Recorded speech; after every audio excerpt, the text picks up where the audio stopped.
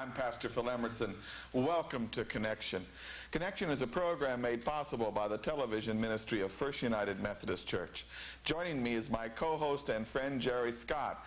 We're in the midst of a series of Connection programs on the church.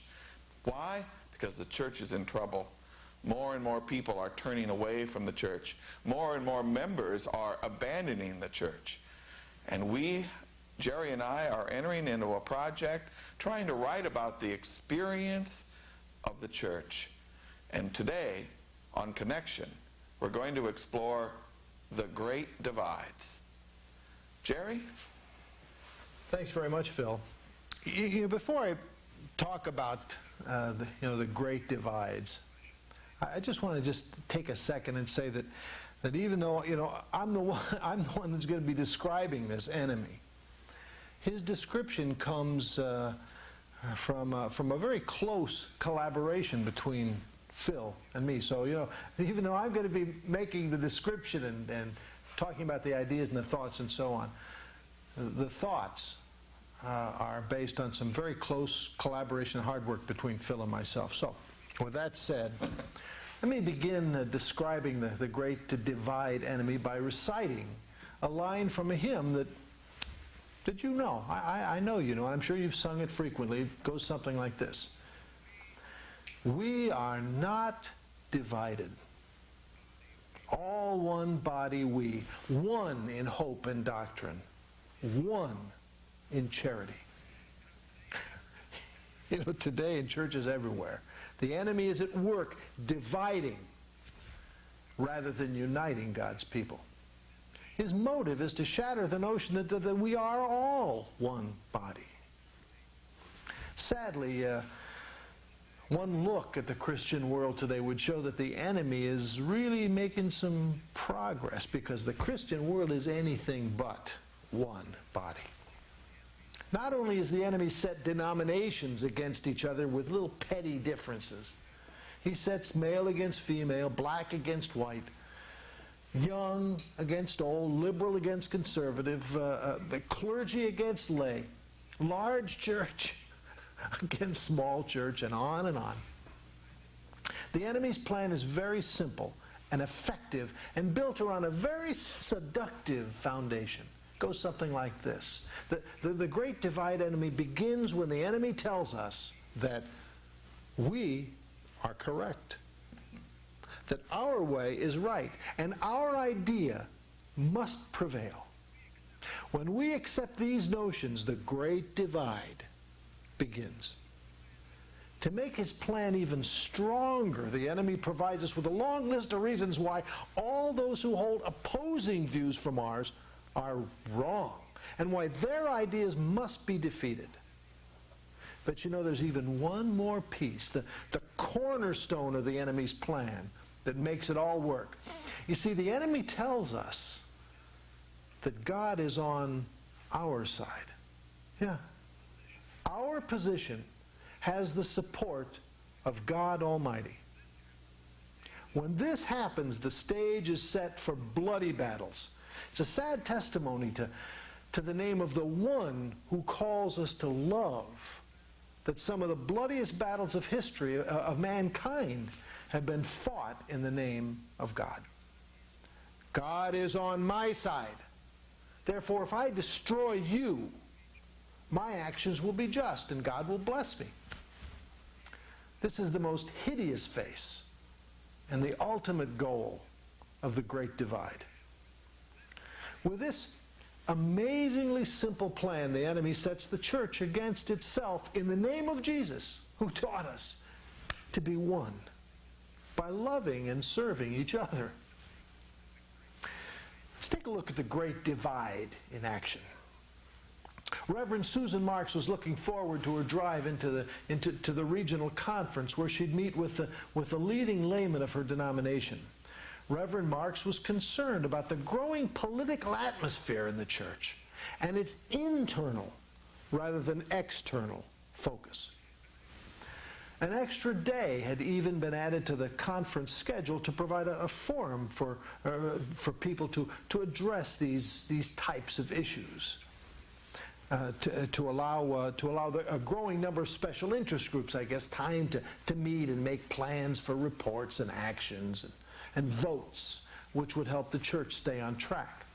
Susan was a senior pastor, a pastor of a medium-sized inner-city church whose hands-on ministry had drawn a lot of attention among her peers. At denominational headquarters, her name was frequently mentioned for higher steeple appointments, maybe even election to the highest office in the church.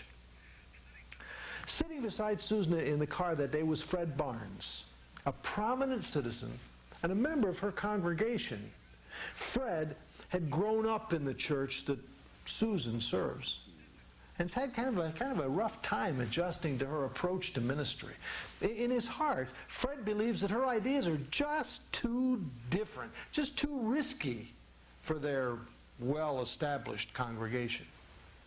Fred was quite vocal at the last regional conference about church decline, membership loss, and the increasing costs of regional operations.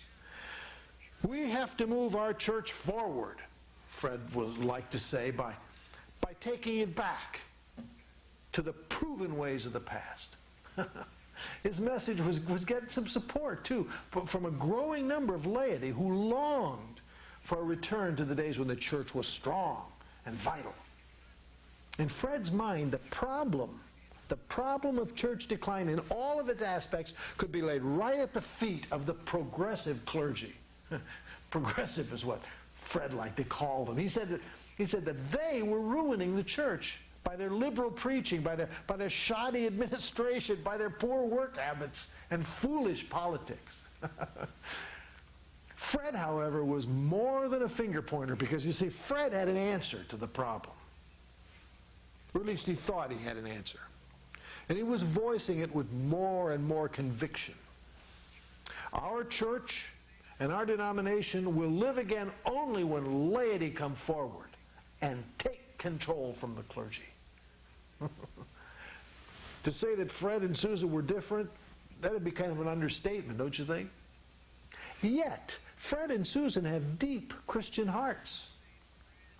They both have the same grand vision for an active and vital church, but between them lies a great divide. Surely this is the work of the enemy. He knows that nothing can paralyze a church quicker than leadership with stubbornly held opposing views. When this happens, the church becomes two, not one. And when the church is divided, it's weak and vulnerable and open to further attacks from the enemy. Nothing can be clearer than the message of Jesus, who came with one purpose and one message: to make us one with God and one with each other. Disunity is a sign of the world, not of God. Disunity is the mark of an unrepentant spirit, not a purified heart. The real power of the church shows itself when people with different backgrounds, different ideas, different social standings, different politics, all become one. Yet it seems that in such diverse mixtures of people, the enemy encourages us to take sides, to kind of choose up, to stake up territories, to join cliques, to engage in turf battles and ego battles. When this happens, the church focuses on itself and becomes a powerless and irrelevant presence in its community. Jesus describes the perfect church as one containing a wide variety of people and ideas. He uses the metaphor of the body, with many different parts, equally important, all working together as one. When these various talents, ideas and visions and so on all learn how to work together for the same purpose, they can change the world. They can do anything. One need only look at the disciples that Jesus chose. I mean, everything about these people was different. Yet Christ made them one, and 12 men changed the world forever. Mainline churches could be dying today because they are not one. Their vitality and energy could be waning because they focus their time and their energy on themselves. When this happens, the divide only increases because the focus is on the things that separate us, not unite us. You know, sometimes you have to wonder whether we're really trying to solve these issues or if the issues really are secondary to winning our own private turf battles with those who oppose us. Yeah. The enemy's simple three-word plan of divide and conquer has torn down relationships, families, cities, governments, even entire civilizations. His plan for the church is the same. He'll cause the great tree of the church to fall by setting one tiny splinter against another.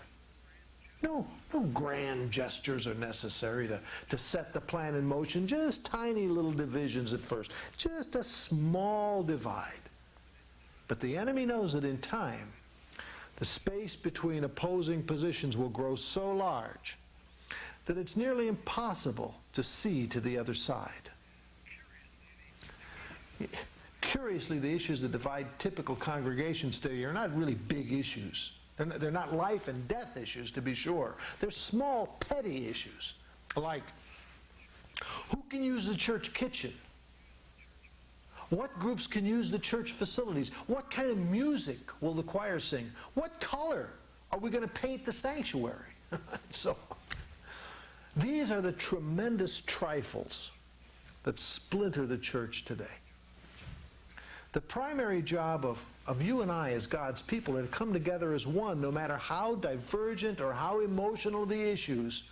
We can never take sides against each other. I wonder if it's really possible. Are there some differences, some divides where there's no room for compromise? Well, surely the views that we hold on abortion or war or capital punishment or even Jesus. I mean, surely these views are issues that we can't compromise on. Well, how is it possible then for you and I to come together as one, to compromise on some of these, our most deeply held beliefs?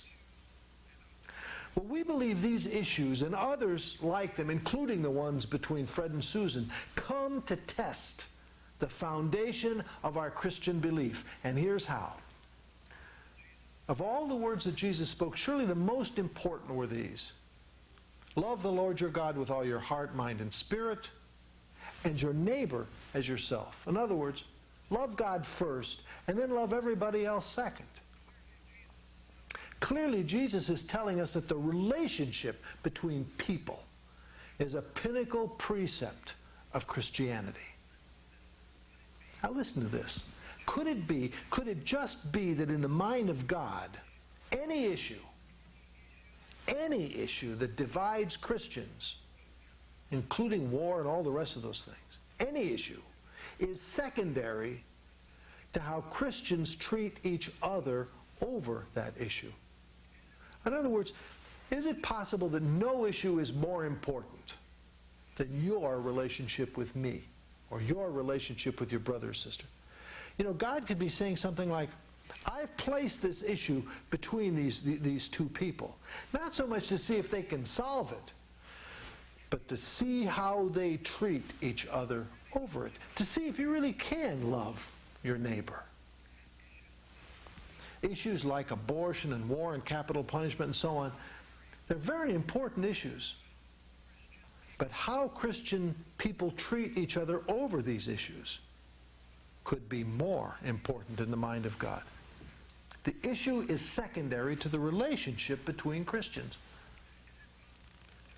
Is it possible then for Susan and Fred, who hold such opposite views, to ever come together, to ever resolve them? I mean, how is it possible to love another who holds the exact opposite position from yours? Well, Phil and I wrote a couple of prayers of unity. The first prayer of unity might be a unity prayer that the enemy would have us utter. And the second one could very well be a unity prayer that God would have us utter. Here's the first one from the enemy. Lord, cause the other person to change so that he might hold the same views and opinions on this particular issue that you and I hold. Here's a unity prayer that God might have us pray. Lord, change me. Make the circle of my love grow large enough to include the other person. Show me how to love them. Show me that love is far greater than the issue that stands between us. Jesus has said it all in 3 words, of course. Love your enemy. This is perhaps the greatest test of the Christian spirit. Can we make the issue, any issue, secondary to our love for the one who holds it? That's the test of the church, you know. The enemy knows that the ego separates us more than the issue. And Jesus talked about the ego a little bit when he said unless a grain of wheat falls to the ground and dies, it'll never live. That verse points our way to overcoming the enemy of the great divides. That verse says that before we can make the issue secondary, we must also become secondary. When our ideas must prevail, we've exchanged places with God. When we claim to know the mind of God, we have fallen into the enemy's darkest and most seductive trap. And from our position of darkness, we proclaim what we think is the light. And every word we speak increases the distance of the great divide. Now, here's one final thought. We need to think about this, Phil, just a little bit. I'm not sure how a lot of people in our Connection audience we're going to think about this next thought, but maybe we can start our discussion around this. Think about this. It goes something like this. God is bigger than we can ever know. The less we know about him, the more we think we know. And the more we know about him, the less we know we know. Does that make any sense? Yeah, it makes sense to me. What we're saying is that the more we know about God, the more we can understand God, the less we really know that we understand God. And I follow that completely. At least that's been true in my own life. Me too. Well, Jerry, a powerful statement about who we are and what the church needs to do. Let's start at this notion that the encircling love which we need, that will bring us together, even with our enemies, who is in this circle of love, is the primary duty. And yet we always seem to think that the issue is the primary duty. Mm-hmm. And you so succinctly said, it is not the issue for God. God wants us to keep people first. It's you and I, we speculate on that. I mean, right. we think that could very well be so. That no matter what the issue is, whether it's Christian people are killing each other over some of these issues. That's abortion, right. war, whatever they might be, capital punishment, they're killing each other. And the enemy has whispered in everyone's ear, oh, you know, this is what God wants. This is what God wants you to do. Yeah. God is on your side.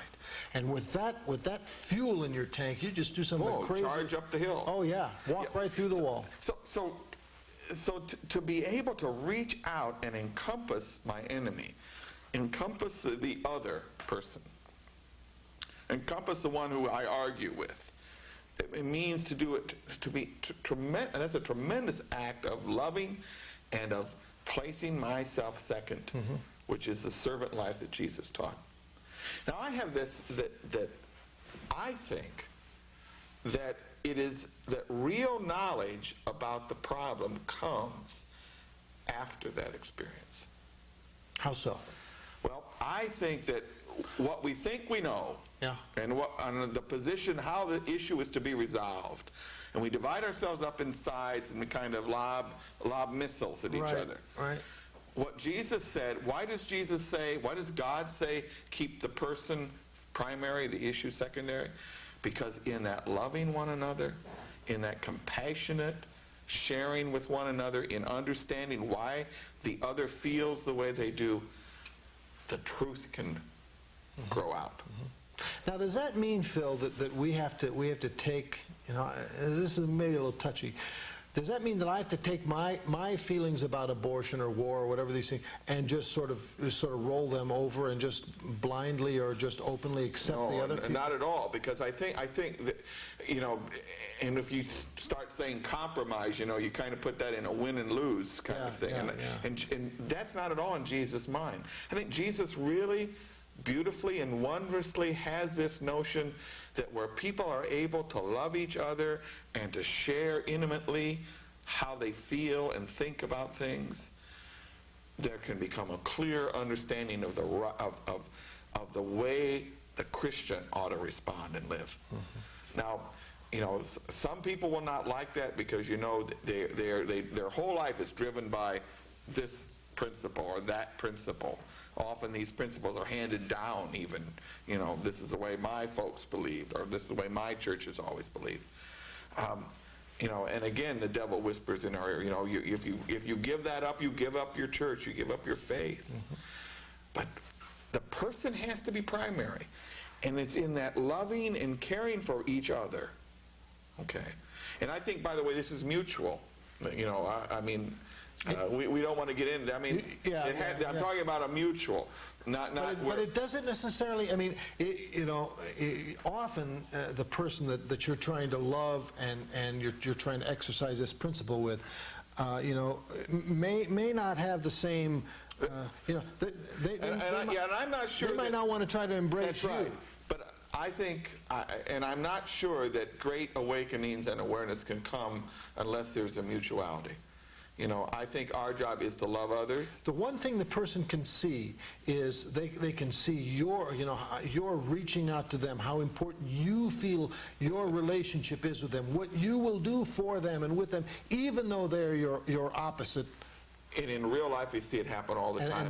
I have seen people who are just absolutely polar on positions, who have gone into retreat together and who have come out change people because that person who was just an enemy, who was just on the other side, has become a real human being, and there has been exchanges of friendship and love between them, and they are changed persons. They're more than a position, they're a person. That's right. And the positions may not change, but all of a sudden you start to hear things that you would not expect to say, like, well, some credence to the fact that other side has some truths that ought to be brought out, that we're not the only holders of truth. And I suppose why does the divides need to be overcome? Because here the enemy really has set the church against itself, as you clearly said. But two, that there really isn't any chance of us discovering some really wondrous things that are true about God if we just take sides and face off. Yeah. I think the divides, the enemy, we didn't talk about it much, but I think the enemy is successful about this within us for three real basic reasons. And the first is that the divide allows us off the hook about doing anything. You said about turning in on yourself. Boy, that's so important. The church isn't doing anything anymore because it's constantly in friction in its interior about who's on that committee or who's on this committee or what about those newcomers or what about our oldest members. Church is constantly in friction about that. And we spend so much time worrying about that stuff, we never have any energy left to do anything. In my own ministry, I just find myself being drained, not by ministry, but by just kind of taking care of all these frictions that happen in the church. And I know there are others who are listening who can understand what I'm talking about. Isn't it a shame that the church excuses its real activity because it's spent all of its bullets, all of its energy, all of its fuel on this nonsense of the divides that separate? The second thing I think is that the divide, why it's so popular among us and why we keep maintaining it, is because it helps us be blameless. You know, it's your fault. Right. You know, I didn't do it. The church is dying. It's not my fault, Jerry. It's got to be your fault. That's right. You know, and because you're on that side, or you had that view. You're what's killing the church. It's not me. Yeah, laity look at clergy and say it's clergy. That's right. That's right. You know, that's right. If we just have better preachers, you say, I'd say, gosh, if I just have a few people who, you know, were really committed, you know, and each one of us doing what? It's not my fault the church is dying. You know, it's got to be their fault. You know, and I think the third thing is, and maybe even more subtly, the divides work with us because it gives us some sense of righteousness. You touched on that too. You know, that my position, it's got to be right, and therefore your position, well, probably it works this way. I know your position is wrong, and therefore I'm opposing you. Therefore I'd have to be right. That's right. I have to be right. And everything, if I'm on the right side, then everything I do must be right, right? Absolutely. Well, it makes sense to me, doesn't it? Positively. You know, and so the divides, the enemy, you know, must like just really chuckle about this. Because all he has to do is set up I love it, your little twig, you know, just a little splinter against splinter, and all of a sudden the whole tree is taken to the ground. You know. The divides are in our church. We know what they are. Jerry just touched on a few of them. You know, the divides are in your church. The question is not to bemoan the fact that the church is the way it is, but to understand what the remedy is. Say the remedy again. Well, Jesus wants a church with all kinds of different people in it. That's right. That's what makes it happen. We're all different, arms and legs and eyes and ears and hair and so on. But the trick is, you know, to love each other enough to put your arms around all these differing beliefs, to get off the pedestal and say, I'm always right. And that's hard for me, I'll tell you, because I really think I'm right a lot of the time. I know you do. And most of the time you are, Jim. Oh, thank you very much. Oh, yes, thank you, thank you. All right, we'll just end this show, right? But to really make it work is when all these differing opinions and ideas can become one. And that's the trick. And if you want a proof for that, take a look at the disciples, like you mentioned. There couldn't be 12 any more different kinds of people. Maybe that was Jesus' point, that real vitality comes when we include everyone, love everyone, put them first. How boring it would be if we were all the same. Oh, true. You know, can the church overcome the issue of the great divides? Can it see how the enemy is turning us against ourselves? Can we as Christ's people open our arms of love and include everyone to discover new mysteries and new truths that we have never experienced before because we've been too busy worrying about the other side? Jerry, thank you. Enjoyed it as always, Phil. I hope you'll join us again on Connection as Jerry and I continue to explore how we can make the church come alive again. Connection is a program made possible by the television ministry of First United Methodist Church. Join us next time, won't you?